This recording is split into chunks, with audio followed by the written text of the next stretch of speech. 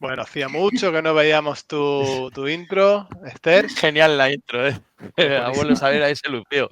Me gusta ahí a ver a Biden riéndose. Adelante, Esther. Sí, jolín. Ya ves, madre mía. Bueno, pues nada, chiquillos, pues yo he vuelto porque, entre otras cosas, ya llevaba tiempo pensando en hablar de algo muchísimo más ligero que China y los conflictos internacionales, que es bueno, una superheroína que yo creo que siendo Muévete a tu bola como es, la deberíamos de conocer mejor. Y que además, o sea, dentro de lo que es todo el mundo de superhéroes, dentro de lo que es muy conocida, pero también es muy, muy desconocida. Y estoy hablando de Wonder Woman. Y entonces me lo confirmó más aún la Itona, porque le pregunté, pues, y bueno, no sé, ¿qué te viene a la mente cuando piensas en Wonder Woman o lo que sea?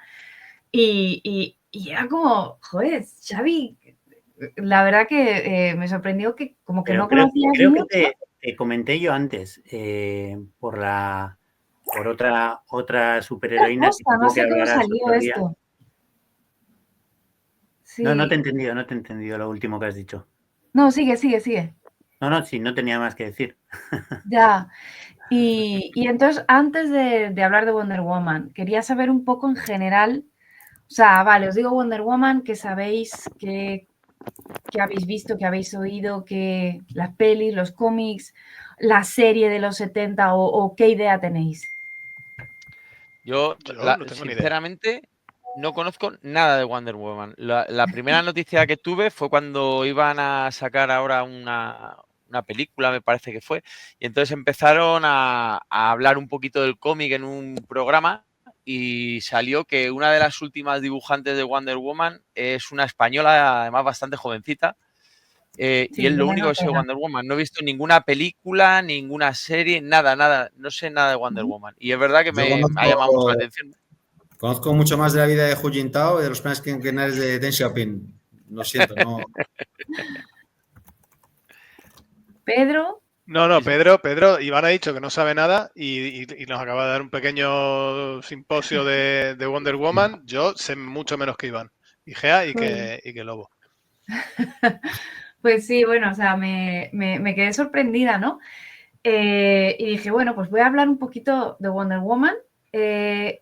Todo esto, disclaimer, yo no soy ninguna experta en superhéroes, o sea, sí me considero que sé un poquito más del cómic de lo normal, pero los superhéroes siempre se me han pasado así por encima por una razón muy clara. Odio coleccionar. Y todos sabemos que los superhéroes y las superheroínas es una fuente loca de dinero y de fábrica de muñequitos y de spin-offs y de historias y de no sé qué. Entonces, tampoco soy tan experta en Wonder Woman, pero sí quiero un poco hablaros sobre todo de su creación y del contexto en el que se creó, porque es, pero que muy interesante y os va a dejar muy, muy locos. Antes que nada, voy a compartir pantalla para, a ver, supongo que hago share screen, ¿no? O sea, como compartir pantalla. Yo de momento no veo nada. No, ya. Creo que tengo que hacer así. Yo tampoco veo nada todavía. Cuando lo vea Vale. yo lo pincho. Ya, no sé, no pasa nada. Windows. Ah, vale. Entonces elijo la ventana que quiero compartir. Vale, creo que es esta. Sí. Ahí está. Vale. Espérate un momento. ¿Sí? Vale. Ahora, ya, lo agrego y ahí está. Vale. Entonces, a ver, lo voy a poner como presentación para que lo veáis guay. Sí. Entonces, lo que pasa es que cuando lo pones en presentación, nosotros no vemos la presentación, seguimos viendo el PowerPoint porque se va a otra ventana. Vale. Vale, salgo de la presentación. Bueno, es que queda muy feo que se vean el resto de slides ahí, pero bueno, yo qué sé. Bueno, ya está. Se ve esto. Entonces, una de las cosas que a mí siempre me ha gustado de Wonder Woman, y esto era como de pequeñita, ¿no? Es un poco lo que se te queda. Y es que siempre fomentaba mucho la confianza de las niñas en sí mismas y que cuando he crecido y he sabido un poco más de la historia de Wonder Woman es que realmente fue creada para que las niñas tuvieran confianza en sí mismas, se dieran cuenta de que eran iguales que los niños. Y fue creada por un hombre, William Moulton Marston, que estaba en círculos de feminismo radical y que él particularmente pensaba que las mujeres eran superiores a los hombres. En realidad también es súper problemático, no solo por el tema de la superioridad, sino también por qué consideraba que las mujeres eran superiores. Consideraba que las mujeres, por naturaleza, siempre eran mucho más... tendían a los cuidados, eran mucho más justas, eran más abiertas de mente,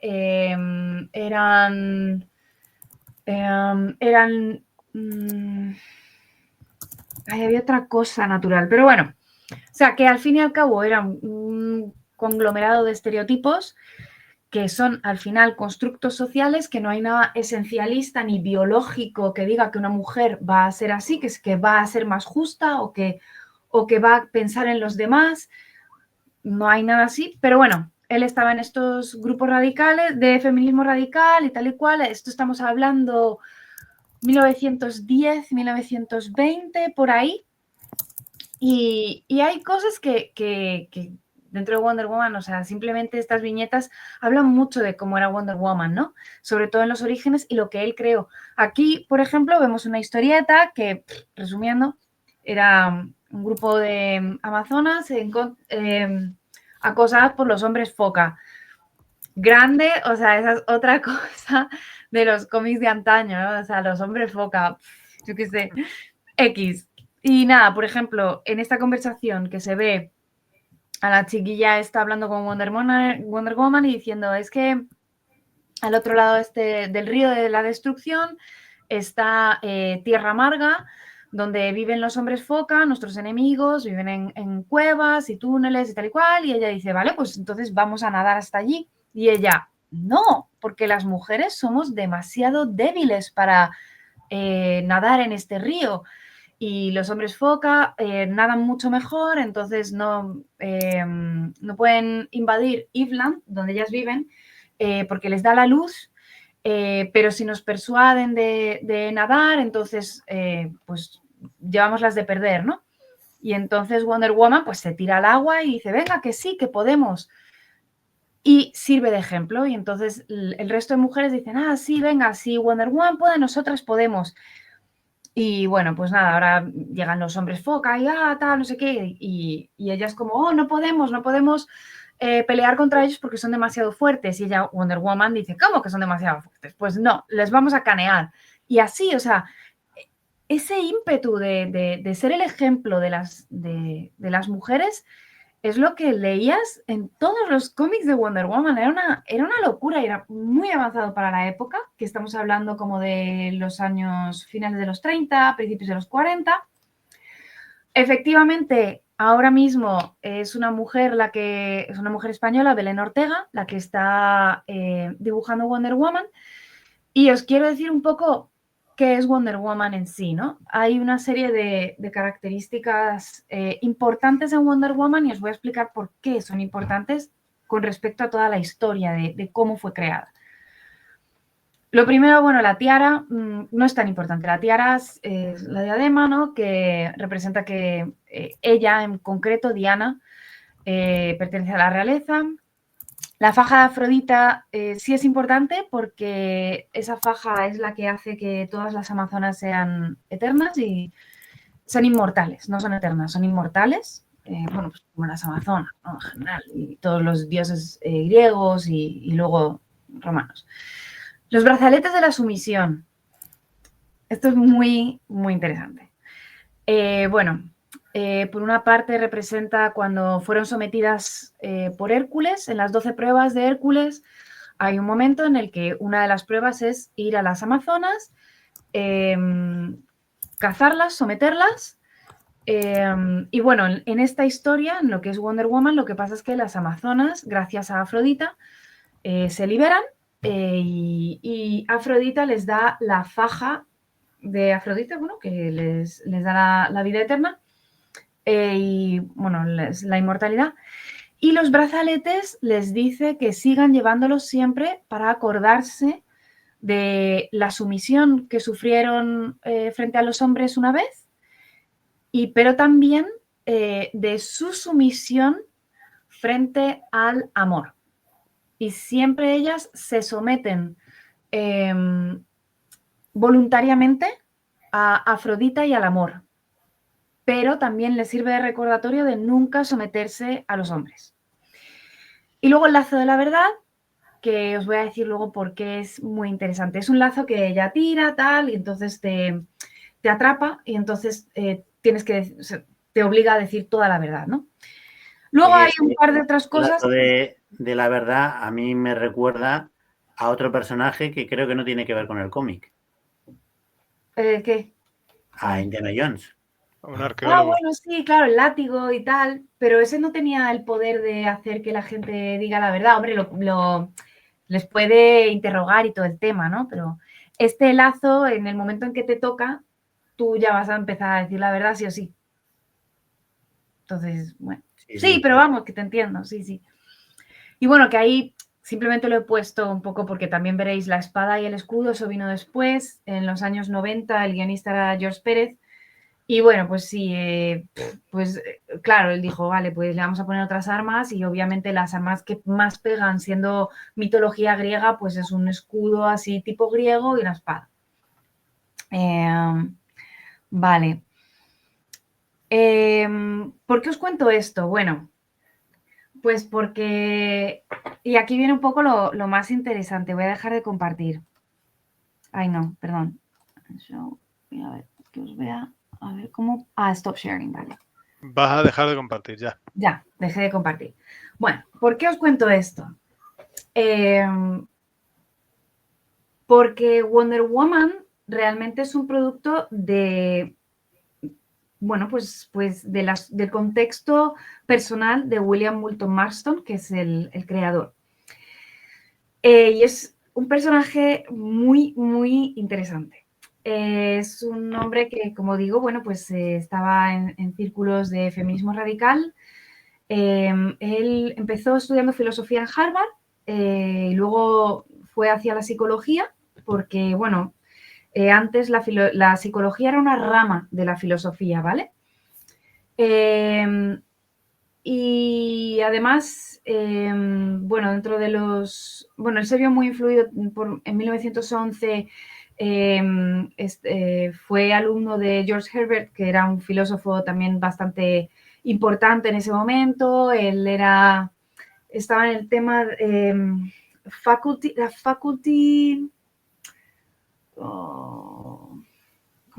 lead, bueno, que apoyaba el tema del movimiento sufragista dentro de la universidad como profesor, ¿no? Como faculty. Trajo a Emile Pankhurst, que era una de las feministas más importantes del Reino Unido en ese momento y del grupo de sufragistas pues, londinenses pues, más activas. A él le impactó muchísimo. Y luego conoció a su mujer, Elizabeth Holloway, que ella estaba en Radcliffe, que era como el Harvard para mujeres, porque Harvard era en ese momento solo para hombres, que era muy ridículo porque además tenían los mismos profesores, las mismas clases. Ella era brillante, él no tanto, pero él salió con un doctorado. Ella no pudo obtener título porque a las mujeres no se les daba el acceso, se les daba las mismas clases, pero no se les podía dar el título de doctoradas. Estamos hablando de 1915, 1916 o por ahí. Y estuvieron mucho en también los ambientes de BDSM, de todo el bondage, de todo el sadomasoquismo, etc. De hecho, él sobre todo lo exploró cuando fue profe de Tufts, que es otra universidad bastante prestigiosa, y allí conoció a su alumna, Olive Byrne, que ella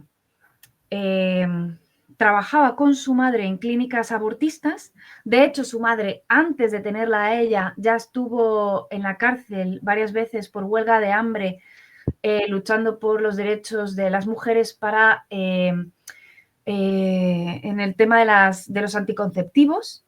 aparte del tema del aborto, etcétera, y ella trabajaba en la clínica abortista de su madre, donde he de decir que eran mujeres muy, muy privilegiadas, pero que, bueno, igualmente eran mujeres que llegaban ahí ricas, de contextos obviamente blancas, pero que decían, mira, es que ya he tenido 10 hijos y no quiero tener más y ya no sé qué hacer porque literalmente mi marido me viola en mi matrimonio y yo no puedo hacer nada. Y al menos mínimo quiero dejar de tener hijos y no estar embarazada otra vez y venga y venga y venga. Entonces, bueno, o sea, era súper interesante. Y luego lo que pasó es que más adelante los tres vivieron juntos, Elizabeth Holloway, la esposa de Moulton, y luego Olive, que era la estudiante de Moulton, pero que, bueno, luego tuvieron una relación y se estableció este triángulo poliamoroso y ya vivieron los tres juntos. De hecho, Holloway aceptó este triángulo poliamoroso, pero también porque ella era una mujer que tenía muy claro que ella quería seguir con su carrera, a pesar de que siempre lo tuvo muy difícil para encontrar trabajo por ser mujer. Y entonces, bueno, ella aceptó que los tres vivieran juntos, pero con una condición, y era que Olive cuidara de los hijos para que ella pudiera centrarse en su carrera. Ya, todo esto obviamente hay que tener en cuenta el contexto, ¿vale? Porque ni siquiera se planteó jamás que Moulton Marston fuera el que cuidara de los hijos, tan feminista como eran, pero tenían sus limitaciones dentro de lo que era la época. Sí, ¿qué? No, he dicho que qué fuerte, que un poco